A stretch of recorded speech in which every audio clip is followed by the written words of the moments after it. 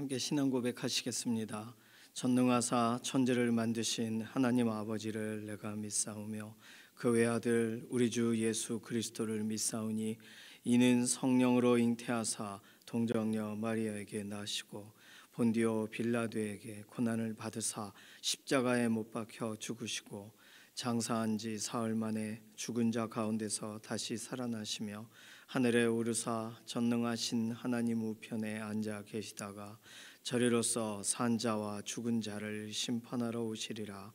성령을 믿사오며 거룩한 교회와 성도가 서로 교통하는 것과 죄를 사하여 주시는 것과 몸이 다시 사는 것과 영원히 사는 것을 믿사옵나이다. 아멘. 찬송가 270장입니다.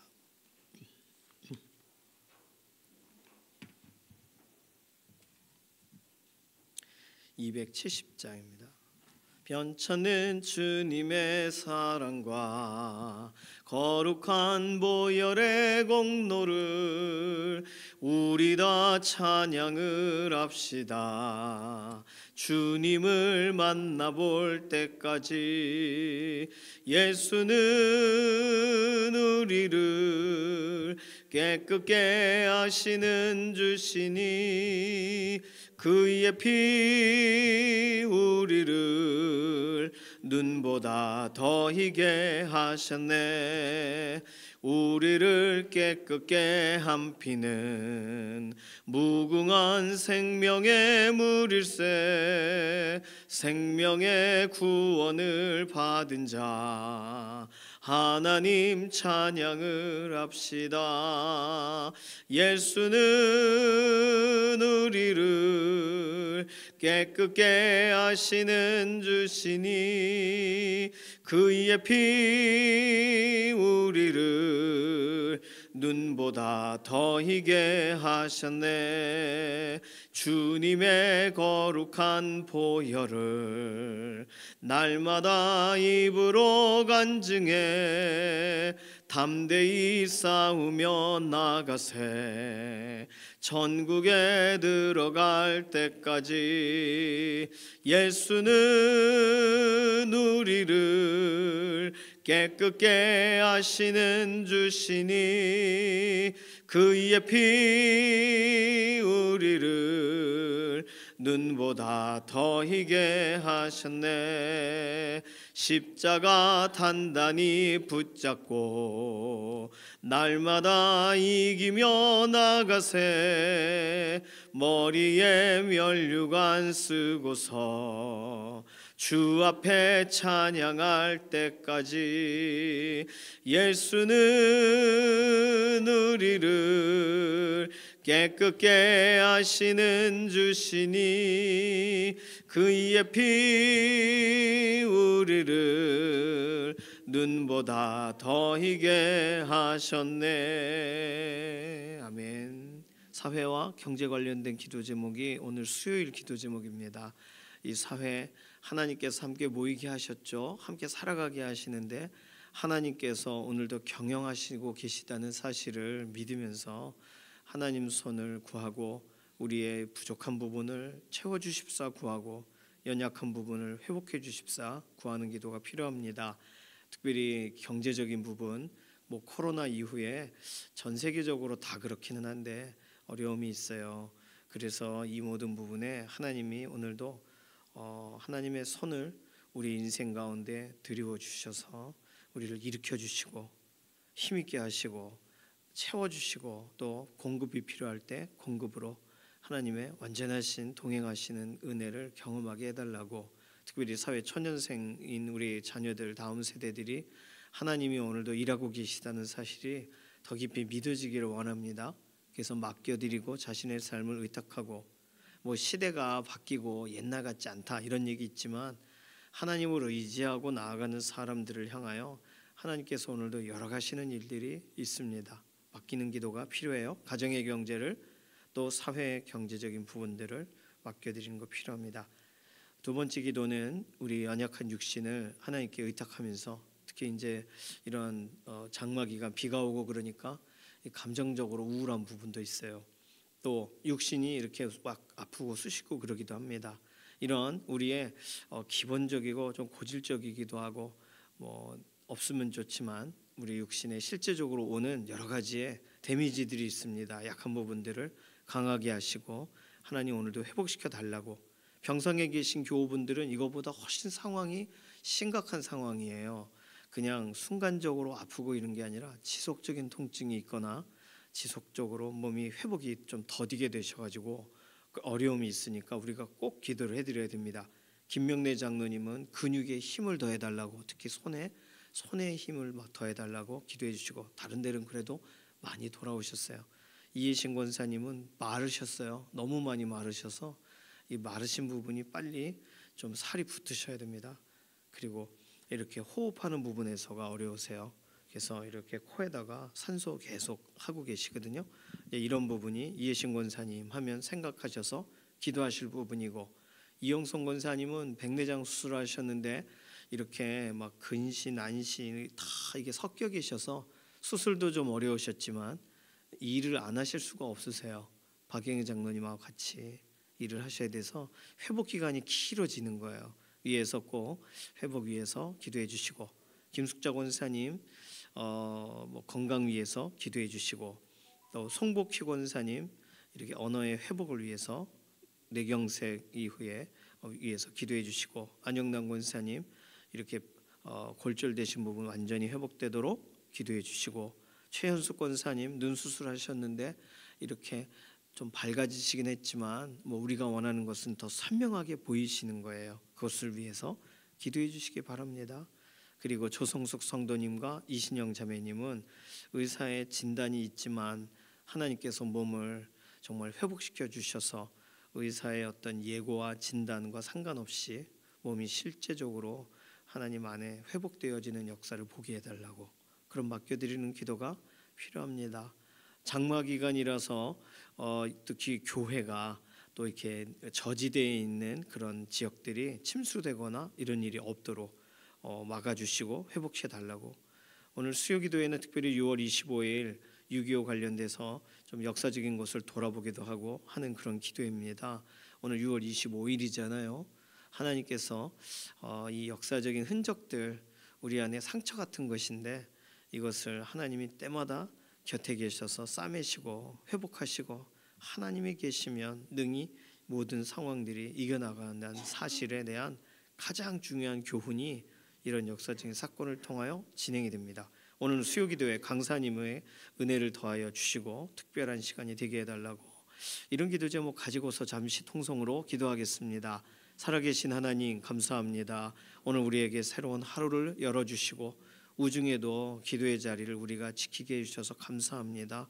날씨와 환경과 여건 가운데에서도 우리를 붙드시고 오늘도 새롭게 하시되, 특별히 하나님 우리의 필요를 아시는 하나님, 기도하고 간구할 때에 실제적으로 우리의 가정의 경제가 회복되고 또 사회의 경제가 회복되게 하시고, 아뢰지 못하고 하나님 탄식할 때에도 하나님께서 손을 내밀어 주셔서 실제적으로 유지되어지는 일, 회복되어지는 일들이 오늘도 계속되게 하여 주시옵소서. 사회 초년생인 자녀들, 부모가 기도하나 그 기도가 무엇인지를 모릅니다. 스스로 하나님께 의지하고 기도하여 실제로 길이 열려지고 회복되는 일들을 보게 해 주시고, 오늘도 하나님의 경영하심을 믿는 모든 사람들의, 각 사람들이 하나님을 향하여 아뢰는 기도에 실제적인 응답으로 함께 하심을 드러내 주시옵소서. 오늘 우리 연약한 육신, 쇠약한 우리의 삶을 하나님 회복시키셔서 오늘도 생기를 불어넣으시고 강하게 하시고 담대하게 하시고 하나님 기뻐하시는 대로 우리를 써주시옵소서. 특별히 병상에 계시는 교우분들, 우리 김영래 장로님, 이해신 권사님, 또 이영성 권사님, 또 정경윤 집사님 하나님 회복시키시고 붙들어 주시고, 송복희 권사님, 김숙자 권사님, 최현숙 권사님, 또 안영남 권사님 연약한 부분을 회복하시고, 조성숙 성도님, 이신영 자매님 의사의 진단을 넘어 완전한 회복을 도하여 주시옵소서. 오늘 수요기도의 현장에 하나님 특별히 6월 25일 우리가 역사를 기억하고 또 하나님의 손을 우리가 인정하여 나아가는 기도의 자리로 나아가기 원합니다. 강산 목사님께 힘을 더하여 주시기 원하고, 하나님 우리가 같은 마음으로 하나님을 의지하는 복된 기도의 자리가 되기를 원합니다. 특별히 장마 기간 이렇게 저지대 지역에 또는 교회 지하에 있는 교회들 어려움 당하지 않게 하시며 날씨와 환경과 여건 가운데서 하나님 공동체가 기도하고 하나님을 향하는 것에 전혀 제약이 없도록 특별히 개척한 교회 또 홀로 기도하는 목회자의 마음들을 이해해 주셔서 오늘도 홀로가 아니라 하나님께서 붙드시는 복된 기도의 현장들이 되게 하시옵소서. 오늘 기도하는 우리 개개인의 기도의 제목에도 응답하실 것을 인해 감사드리며 살아계신 예수님의 이름으로 기도드립니다. 아멘. 예레미야 17장 12절에서 18절까지 말씀입니다. 12절에서 18절. 정경윤 집사님도 병원에 계신데 제가 잊어버렸어요. 빼먹으면 안 되는데 재활치료를 하고 계세요. 예레미야 17장 12절에서 18절까지 함께 읽습니다. 영화로우신 보좌여 시작부터 높이 계시며 우리의 성소이시며 이스라엘의 소망이신 여호와여 무릇 주를 버리는 자는 다 수치를 당할 것이라 무릇 여호와를 떠나는 자는 흙의 기록이 되오리니 이는 생수의 근원이신 여호와를 버림이니이다. 여호와여 주는 나의 찬송이시오니 나를 고치소서. 그리하시면 내가 낫겠나이다. 나를 구원하소서. 그리하시면 내가 구원을 얻으리이다. 보라 그들이 내게 이르기를 여호와의 말씀이 어디 있느냐 이제 임하게 할지어다 하나이다. 나는 목자의 직분에서 물러가지 아니하고 주를 따라 싸우며 재앙의 날도 내가 원하지 아니하였음을 주께서 아시는 바라. 내 입술에서 나온 것이 주의 목전에 있나이다. 주는 내게 두려움이 되지 마옵소서. 재앙의 날에 주는 나의 피난처시니이다.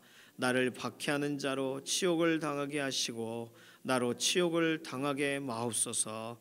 그들은 놀라게 하시고 나는 놀라게 하지 마시옵소서. 재앙의 날을 그들에게 임하게 하시며 배나 되는 멸망으로 그들을 멸하소서. 아멘. 예레미야가 여러 번 기도를 하고 있어요. 지금까지 예레미야가 기도한 내용 중에 이제 세 번째 기도에 해당된다. 학자들은 이렇게 보기도 합니다. 여러 기도 가운데 어떤 경우에는 하나님이 그렇게 기도하지 말아라 라는 응답을 하시기도 하셨고 그것이 백성들을 향하여 기도하거나 축복하거나 하지 말라. 우리가 주일날 살펴본 본문이 사실은 그런 것에 굉장히 중요한 대목이었어요. 그래서 하나님께서 보시는 것을 함께 아뢰는 기도로 예레미야가 바뀌었죠. 그런데도 예레미야는 여러 가지 상처가 있고 어려움이 있습니다. 어쨌든 예레미야는 사명자예요. 부르심을 받았죠. 부르심에 합당하게 사역하는 중에 있어요. 그래도 사명자라 할지라도 흔들릴 수가 있습니다. 사명자는 물론 확신하는 게 있어요. 뭐 하나님을 못 믿어서 흔들리는 게 아니에요. 오늘 본문의 12절을 보니까 하나님은 어떤 분이신가 누구신가에 대한 설명을 합니다. 영화로우신 보좌에 계신 분이세요. 통치하는 분이란 뜻이죠. 시작부터 높이 계신 분이세요. 창조하신 분이라는 얘기예요. 그리고 우리의 성소이시며 또 이스라엘의 소망이십니다. 이것은요 그 높은 분이 우리가 나아갈 수 있는 분, 우리가 소망을 가질 수 있는 분이라는 거예요. 그러니까 이 사실을 예레미야는 헷갈린 적이 없어요. 왜냐하면 예레미야는 하나님의 말씀을 때마다 들었기 때문입니다. 이건 예레미야의 실력이 아니에요. 하나님이 말씀하셨기 때문이에요. 그래서 오늘 우리도 똑같아요. 하나님이 말씀하시면 우리는 일어나게 되는 줄로 믿습니다. 그러니까 우리는 하나님이 말씀하시는 자리로 가야 되는 거예요.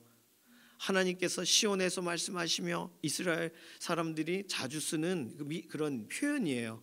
하나님은 그 높은 산, 또 하나님 계신 그곳. 그러면 시온을 향해야죠. 그 솔로몬이 기도했던 것처럼 멀리 어디 있을지라도 이 예루살렘 성전을 향하여 기도하는 그 기도에 응답해 주십시오 했던 것처럼 하나님이 계신 그곳을 향해야죠. 그러니까 등 돌리고서 하나님 이룰 수는 없는 일입니다. 사명자는요 하나님이 누구신가를 알아요.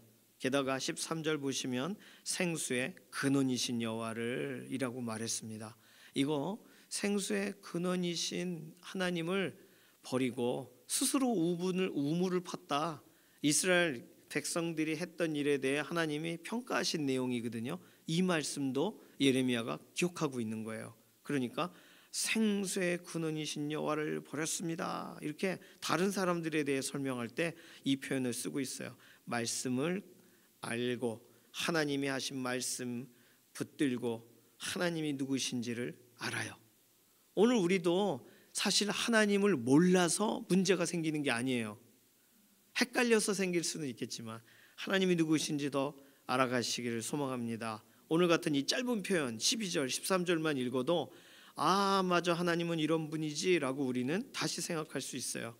사명자는요, 두 번째로 하나님이 하시는 일도 알아요. 하나님 어디 계시나 이렇게 생각하지 않아요. 하나님이 지금 뭐 하고 계시는지를 알아요. 14절 보세요. 하나님 나를 고치소서. 고치시는 분이라는 걸 알아요. 하나님 나를 구원하소서.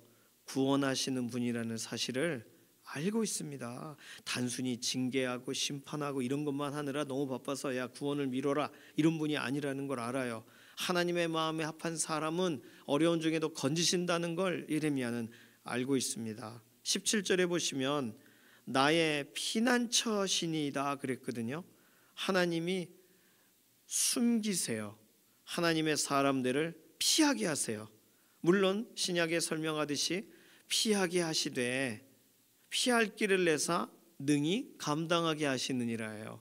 피하게 하시는 건 하나님이 준비하게 하시는 거고 결국은 사명자에게는 감당하게 하시는 일이 하나님이 열어가시는 일입니다. 그리고 13절과 18절에 보면 대적을 멸하세요. 이건 뭐 우리가 매일 예레미야서에서 듣고 있는 내용이죠. 특히 누구를 멸하시느냐? 13절 하나님을 버리는 사람들을, 하나님을 떠나는 사람들을, 18절 그리고 하나님의 사람들을 박해하는 자들을. 이건 기본 지식이어야 돼요. 하나님께서 하나님이 하시는 일이 바쁘시느라 하나님의 사람들을 못 지키시는가? 아니라는 거예요. 하나님은 하나님의 사람들을 하나 눈동자같이 지키세요. 그러니까 나를 박해하는 자를 좀 하나님 어떻게 해주십시오라고 기도할 수 있는 거예요. 하나님이 그런 일을 안 하시는 분인데 그 하시라고 하는 말이 아니거든요. 하나님은 하나님의 백성을 아끼시니까, 하나님을 경외하는 자를 아끼시니까 이 사실은 사명자가 확신해야 되는 내용입니다. 하나님이 하시는 일을 확신해야 돼요. 세 번째로 사명자는요, 하나님 앞에 자신의 사명을 확신해요. 15절에 보시면 15절 보라 그들이 내게 이르기를 여호와의 말씀이 어디 있느냐? 있으면 지금 당장 임하게 해라. 이렇게 딴지를 걸었다는 겁니다. 하나님 말씀대로 따르고 있는 중에 이런 질문을 들어요. 그래도 난 하나님의 말씀을 전했고 하나님의 말씀을 따랐다는 거예요. 이게 사명이니까. 뭘 내가 능력을 보여주고 그러면 좋지만 하나님이 그 불로써 응답하실 때 그 앞에 이렇게 엘리야 선지자처럼 이렇게 막 단을 쌓고 막 그 재물을 피고 거기다 물을 막 또랑에다 붓고 불이 붙겠어요 그게? 근데 하나님이 하라고 하신 거잖아요. 그러니까 하나님이 하라고 하신 거를 하나님이 행하실 앞에 우리가 하면 되는 거예요. 그러니 하나님은 다른 말씀을 안 하신 거죠. 이 본문을 유추해 볼 때 하나님이 말씀을 전하라 하신 다음에 막 전하는 동안 야, 그 당장 좀 해봐. 하나님 말씀하신 대로 그거 해봐. 징계든 심판이든 해보시오. 이렇게 말할 때 열불이 나는데도 말씀을 전했다는 거예요. 이게 사명자가 해야 될 일입니다. 복음을 전한다는 건 그래요. 복음을 전하다가 보면 또 이 사람 저 사람 말이 들립니다. 그런데도 복음을 전하는 거예요. 왜냐하면 땅끝까지 이르러 내 증인 되리라 그러셨으니까 그 일에 순종하는 사명이 우리에게 있는 거죠. 말씀을 따라가는 거 중요합니다. 다른 거 따라가면 안 돼요. 사람들 말 따라가면 안 돼요. 말씀을 따라가는 거예요. 16절에 보니까 하나님 앞에 자신의 사명은 목자의 직분이에요. 예레미야가 목자의 직분이라는 표현을 썼습니다. 선지자잖아요. 선지자의 직분이라고 말할 만도 하지 않습니까? 말씀 전하는 사람이잖아요. 그러면 뭐 예언자의 직분이라고 해도 되지 않나요? 근데 예레미야는 지금 하나님이 선언도 하게 하시지만 백성들에 대해 지금 안타까워하시는 하나님의 감정을 그대로 경험하고 있고, 하나님의 마음은 목자의 마음이란 걸 알아요. 그러니까 지금 예레미야는 자신의 직분이, 자신에게 주어진 사명이 목자, 그러니까 백성들을 괜히 야단치러 간 어떤 훈육관이 아니라 목자예요. 그러니 목자의 직분을 하나님이 주신 날 나는 물러가지 않았어요 라고 말한 거잖아요. 그러니 목자의 직분, 오늘 우리가 사명을 갖는다라고 할 때는 가르치라 라고 하면 좋죠, 쉽죠. 가르치고 사라지면 되지 않습니까? 엄청 야단치면 됩니다. 유명한 그 학원 강사들처럼 와다다다 하고 가면 되면 그것만 하면 돼요. 근데 하나님은요, 우리에게 그렇게 어떤 이 삶과 분리되게 우리 역할을 주지를 않으세요. 거기서 살게 하세요. 아니, 말하고 사라지면 좀 쉬면 좋지만 같이 살게 하세요. 호흡하게 하세요. 나도 그렇게 살게. 그러니 얼마나 이게 어려운 일입니까? 그런데도 목자의 직분이란 것은요, 예레미야가 절대로 포기하지 않았던 거예요. 감당했던 일입니다. 하나님 앞에서는 무슨 일이 있어도 말씀을 따랐고, 백성들 앞에서는 백성들이 뭐라 그래도 목자로서 서 있었다는 거예요. 이게 얼마나 중요한 얘기입니까? 자, 세 번째, 예레미야가 자신의 사명에서 확신한 건 무슨 일이 있어도 저주하지 않았다는 거예요. 그들이 아주 안이꼽게 굴어도 16절, 나는 목자의 직분에서 물러가지 아니하고 주를 따라 싸우며, 그 다음이에요. 재앙의 날도 내가 원하지 아니하였음은, 누구에 대한 재앙의 날이에요? 백성들에 대한 재앙의 날. 날 괴롭혔어? 죽어봐라. 이러고 싶은 마음이 여기까지 있지만 안 하는 거예요. 왜냐하면 재앙의 날도 내가 원하지 아니하였어요. 직분이 그러니까 목자의 직분이니까. 주께서 아시는 바라 내 입술에서 나온 것이 주의 목전에 있습니다. 내가 말했던 게 다 하나님 앞에 놓여져 있어요. 제가 무슨 말을 했는지를 아시잖아요. 되게 중요해요. 사명자는 자신의 사명의 길에 서 있어요. 자, 그렇다면 이런 상황이면 언제나 햇살같이 밝고 맑고 명랑하고 행복해야 되지 않습니까? 바른 길에 서 있으니까, 옳은 삶을 살고 있으니까 반듯하고 기쁘고 아주 그냥 매일매일 내가 매일 기쁘게 걸어가야 되잖아요. 근데 오늘 기도는 뭐예요? 예레미야가 힘들어요. 사명을 다하면 다할수록 힘듭니다. 흔들려요. 최선을 다하지 않았어서 그런 게 아니에요. 타협을 했거나 그래서 그런 게 아닙니다. 내적으로 흔들려요. 오늘 기도 안에 쓰여져 있는 표현만 봐도 예레미야의 상태를 짐작을 할 수 있어요. 13절에서 예레미야의 상태를 짐작해 보실까요? 예레미야 자신에 대한 내용은 아니지만 어떤 단어가 나와요? 수치라는 단어가 나옵니다. 주를 버리는 자는 수치를 당해야 돼요. 그런데 하나님, 저는 하나님을 버리지 않았는데 왜 수치를 당해야 됩니까가 들어있는 거예요. 이 안에 15절에도 보라, 그들이 내게 이르기를 여호와의 말씀이 어디 있느냐, 이제 임하게 할지어다. 이런 말을 들을 때 하나님이 답변을 그 입 다물라 이렇게 하시면 좋은데, 그런 일이 그렇게 하는 게 하나님의 마음이 아니니까, 그러니까 그걸 고스란히 다 받아요. 치욕을 받아요. 18절에 박해를 받아요. 치욕을 당합니다. 지금 이런 일로 흔들려요. 이 외적인 부분에서 다가오는 거죠. 이거는 17절에 보시면 두려워요. 두려움의 얘기는 예레미야의 친족들이 예레미야 죽일까? 여기서 출발합니다. 믿을 사람이 없어졌어요. 이제 18절, 나는 놀라게 하지 마시옵소서. 그들은 놀라게 하시고, 왜? 그들은 깜짝 놀래킬 준비라고, 어르릉할 준비라고 있으니 걔들은 놀리게 해주시되 나는 그런 거 안 했잖아요. 그러면 이 오늘 12절에서 18절 전체 본문에 나와 있는 예레미야의 심정은 억울함이에요. 억울함. 외적으로 수치를 당하고 치욕을 당하고 박해를 당합니다. 내적으로는 두렵고 놀라요.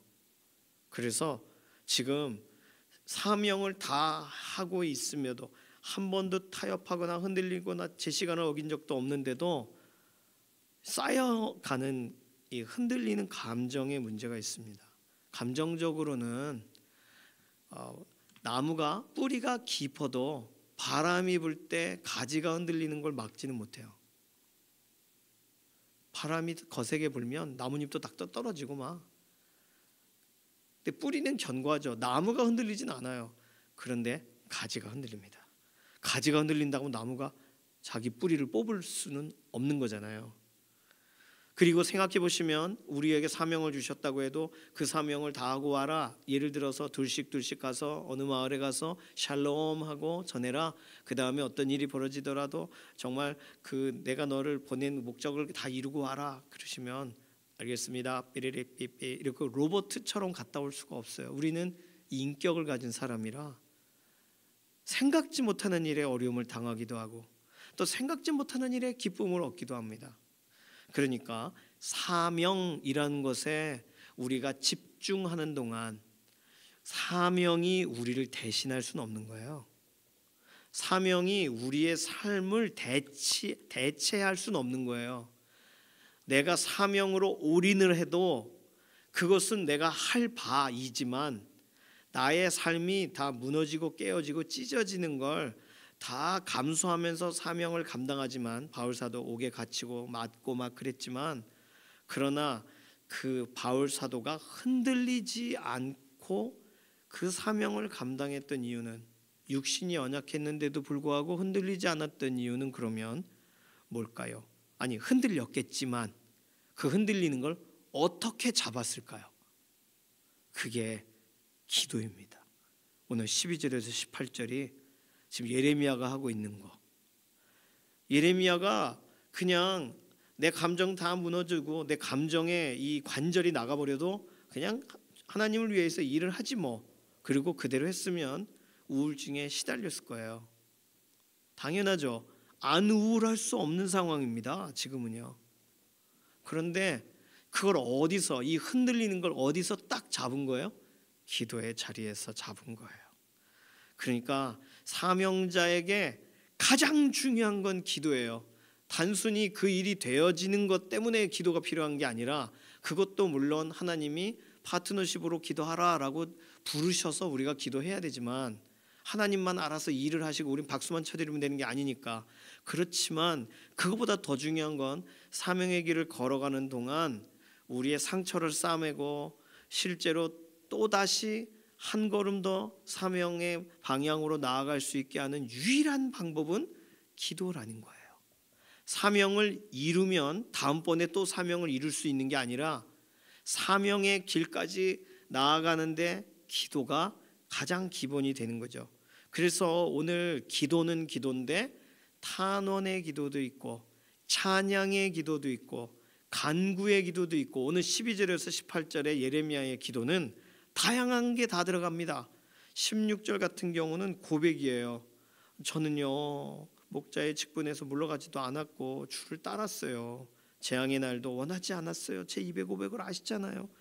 고백도 들어가 있어요. 단순히 간구나 탄원이 아니어도 기도의 내용은 하나님 앞에 마음을 아뢰는 것이든 도와달라고 하는 것이든 하나님 제가 하겠습니다라고 결단하는 것이든 하나님은 높으십니다라고 찬양하는 것이든 기도의 자리에서 오늘 예레미야는 다시 새로워지는 거예요. 다시금 일어나는 것입니다. 최근에 2년 사이에 이런 조사 이런 뭐라 그죠? 그런 1000명을 대상으로 표본 조사를 했을 때 성도 5명 중에 1명 이상이 우울과 불안 장애 증세가 있다는 걸 발견해냈어요. 뭐 전 우리나라에 있는 모든 성도를 다 조사한 건 아니니까 다르겠지만 표본 조사라는 거죠. 그러니까 지금 여기 계신 분 중에 5명 중에 1명 또는 2명이 우울하신 거예요. 불안한 거예요. 미래에 대한 불안일 수도 있고 건강에 대한 불안일 수도 있고 또 내가 한 일이 왜 결과가 안 나타날까 하는 것에 대한 억울함도 있고, 이 모든 감정적으로 해소되지 못함이 있다는 거죠. 어떻게 보면 당연한 거예요. 이거 조사할 필요도 없는 거예요. 당연해요. 하루를 살아가는 동안 마냥 즐거우면 그 꽃을 꼽은 사람입니다. 그거 하와이에 가면은요, 꽃을 왼쪽에 꼽았는지 오른쪽에 꼽았는지에 따라 결혼한 사람인지 아닌지를 파악할 수 있대요. 우리는 꽃을 꼽으면 일단 피해야 돼요. 우리나라는 꽃을 꼽으면 엉엉 이렇게 가니까 조심해야 됩니다. 웰컴 투 동막골 보면 꽃을 꽂고 막 그러잖아요. 그게 정신이 왔다 갔다 하는 거예요. 그러니까 오늘 교회 나오시는 신앙생활에 예배 시간에 옆 사람하고 인사합시다라고 할 때 인사 안 하고 싶은 사람이 5분의 1 알아요. 그런데도 시키는 거예요. 왜냐하면 자기 표현을 안 하면 그냥 이렇게 왔다가 이렇게 가실까 봐. 그래서 기도도 하자고 하는 거예요. 쫙 기도도 하자고 하는 거예요. 그 싫어도 일어나는 거 싫어도 일어나는 거예요. 움직여야지. 어떻게 해요? 맨날 이러고 있다가 이렇게 왔다가 이렇게 왔다가 밥도 먹기 싫고 그러면 어떻게 해요? 그러니까 교회에 와요. 오기는 와야 되니까 와서 이렇게도 해보고 뭐 이렇게도 해보고 다 하는 거예요. 어디서 해봐요? 어디 뭐 그 가르쳐 주지도 않는데. 그러니까 믿음의 공동체, 딱 이렇게 공동체 함께 있는 동안, 붙어 있는 동안 우리 안에 있는 우울에 대한 감정이든 불안한 감정이든 대화하고 표현할, 같이 기도하자 할 사람이 필요해요. 그러니까 3부 예배 때 우리가 이 교회 아울리치 팀 모임을 하고 막 사명에 대한 거 해도 좋지만 그거 이제 좀 있으면 할 거고, 계속 소그룹으로 모이는 이유는 간단합니다. 내 얘기 해야 되는 거예요. 내 얘기를 꺼내는 자리가 필요합니다. 그 얘기를 듣고 기도해 주는 분도 필요하고, 그거 없이 우리 흔들려. 괜찮은 사람이 어디 있어요? 장로님이시면 다 괜찮으세요? 권사님이시면 이미 다 신앙적 수준이 다 그래서 아무렇지도 않으세요? 아유, 불에 댄 것처럼 후끈후끈거리고 생각만 해도 밤잠을 못 자고 이게 내가 믿는 거 맞나? 네, 5명 중에 1명은 그렇다니까요. 그 순서가 내 순서가 오늘일지도 몰라요. 이게 돌아가면서 일어나는 일일지도 몰라요. 사건 사고를 경험해서 그럴 수도 있고, 그런 게 아니라 그냥 날씨 때문일 수도 있고 호르몬 때문일 수도 있고, 뭐가 어떻든 간에 우리가 옛날 같지 않아요.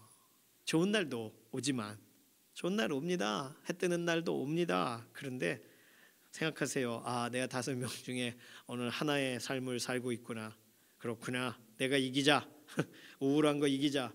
그리고 솔직히 우울질 자체는 문제가 되는 게 아닙니다. 우울질적인 그런 성향을 가진 분들이 있거든요. 우울질의 성향은 우울한 게 아니고요, 좀 더 묵상해요. 훨씬 좋아요. 이렇게 다혈질보다 훨씬 낫습니다. 다혈질은 막 문제를 일으키잖아요. 그러나 또 다혈질에 또 열정을 가지고 하죠. 열정을 막 내놓을 때 우울질이 가서 다독이는 거예요. 같이 공동체가 이렇게 담즙질 뭐 이렇게 다 섞여서 서로를 하나님께서 기뻐하시는 목적을 향하여 나아가는데 다 필요한 거죠. 자, 그러니까 오늘 예레미야가 간구합니다. 하나님 찬양해요. 여기까지만 해도 충분했지만 예레미야의 속에 들어간 건 뭐예요? 수치심과 막 두려움과 억울함과, 그래서 기도하고 있어요. 그렇다고 해서 하나님이 하나님 아니신 거 아니고, 하나님이 일 안 하시는 거 아니고, 하나님 앞에 내 사명이 줄어든 것도 아니고 바뀐 것도 아니고, 그런데 나는 왜 이렇게 나만 달라지는 것 같냐는 거예요. 그러니까 기도하는 거예요. 내가 나 아닌 것 같은 날 5명 중에 하나다. 그리고 기도의 자리로 나아가시길 바랍니다. 우리는 기도로 하나님과 지속적으로 연결되어 있어야, 그래야 사명을 이루는 거예요. 어떻게 보면 사명이, 하나님은 우리를 향하신 사명은 우리에게 말씀해 주셔야 되는 거고, 우리가 하나님을 향한 사명은 기도하는 거예요. 그렇죠? 그렇게 해야 연결이 되죠. 우리가 하나님께 말씀드리는 거죠. 뭐 말씀해 주시고 말씀드리는 거다라고 이해하는 게 훨씬 나을 수도 있습니다. 예레미야는 그래서 간구해요. 예레미야 선지자가 이렇게 이거를 쓰라고 할 때, 바룩에게 써라라고 할 때 그 자신의 이렇게 치부가 드러나는 기도를 빼고 싶지 않았을까요? 근데 다 쓰는 거예요. 다 하나님께 기도했고 하나님은 응답하셨고 이런 걸 다 쓰는 거예요. 그러니 얼마나 투명하고 얼마나 반듯하게 사명을 다한 겁니까? 오늘 누구라도 흔들릴 수 있어요. 바람 부는 날 안 흔들리면 이상한 거예요. 그런데 흔들려도 뿌리는 하나님께 깊이 내리고 있는 사람은 이렇게 기도하고 간구도 하고 탄식도 하나님 앞에서 하고 찬양도 하나님 앞에서 하는 거예요. 이것이 정상입니다. 믿는 사람들의 정상. 기도는 정상이에요. 기도가 다음번에 사명으로 연결되어지게 하는 거예요. 오늘 그러니까 내가 왜 이렇게 흔들리지? 정상이십니다. 오늘 기도의 자리에서 예레미야처럼 맡겨요. 그리고 하나님께서 예레미야의 마음을 시원케 하시는 그런 것처럼 우리의 마음도 시원케 하신다는 것을 기대하시면서 오늘 기도하고 또 맡겨요. 그렇게 하나님께서 기뻐하시는 뜻을 이루어가는 과정 중에 매일매일의 기도의 징검다리가 이어져 가시기를 소망합니다. 이 시간 같이 기도하겠습니다. 우리 안에 확신한 것은 흔들리지 않겠지만 우리 안에 찾아오는 감정적인 부분은 하나님의 매 순간 해결해 주십시오. 기도의 자리에 나아가겠습니다. 꺼내 주시고 세척해 주시고 정결하게 해 주시고 공급해 주세요. 우리 자신 맡기는 기도로. 그리고 최근에 여러 가지 면에서 육신적으로 또는 감정적으로 흔들리는 우리 동역자들이 있을 거예요. 5명 중에 1명을 이 시간 하나님 손에 맡기면서 좀 축복하면서 기도하겠습니다. 이러한 나를 위한 기도와 우리 동역자를 위한 기도로 잠시 통성으로 기도합니다. 살아계신 하나님 감사합니다. 예레미야가 기도하는 기도문을 남겨주셔서 감사합니다. 좋은 기도 많고 멋진 기도 많고 탁월한 기도도 있고 찬양의 기도로 넘치도록 적어도 되지만 하나님 흔들리는 기도도 우리에게 유익합니다. 우리도 이 기도 따라할 수 있으니까 우리의 마음도 하나님이 그렇게 받아주실 거니까 오늘 그렇게 우리에게 찾아오는 순간적인 우울감을 기도의 자리에서 하나님께 올려드리며 나아가기 원하고 오늘 낙심하거나 병상에서 오늘도 흔들리고 있는 동역자들의 그런 탄식의 기도를 하나님 오늘 들으셔서 그 마음을 녹이시고 그 마음을 새롭게 하시고 하나님 오늘도 곁에 계심을 드러내 주시옵소서. 오늘 우리는 이렇게 기도로 맡깁니다. 오늘 우리의 마음을 붙들어 하나님의 놀라우신 일을 위하여 우리의 삶을 사용하실 하나님을 찬양하며 감사드리며 살아계신 예수님의 이름으로 기도드립니다. 아멘. 찬송가 368장입니다.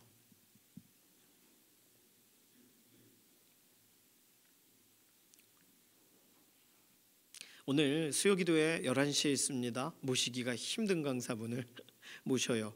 주일에는 오실 수가 없어서 할 수 없어 수요일날 모시는 건데 어쨌든 짧은 시간이지만 꼭 참석하셔서 우리가 나라를 위해서 어떻게 기도해야 되는지도 같이 좀 함께 다짐하는 시간 되시길 소망합니다. 368장 1절만 부르겠습니다. 주 예수여 은혜를 내려주사 곧 충만케 하옵소서. 이 줄이고 목마른 나의 맘에 주 성령을 부소서. 주 예수여 충만한 은혜 내 영혼에 부소서. 주 예수만 나의 힘되고 내 만족함 됩니다. 아멘. 주님께서 가르쳐주신 기도합니다. 하늘에 계신 우리 아버지여 이름이 거룩히 여김을 받으시오며 나라에 임하옵시며 뜻이 하늘에서 이루어진 것 같이 땅에서도 이루어지이다. 오늘날 우리에게 일용할 양식을 주옵시고 우리가 우리에게 죄 지은 자를 사하여 준 것 같이 우리 죄를 사하여 주옵시고 우리를 시험에 들게 하지 마옵시며 다만 악에서 구하옵소서. 나라와 권세와 영광이 아버지께 영원히 있사옵나이다. 아멘.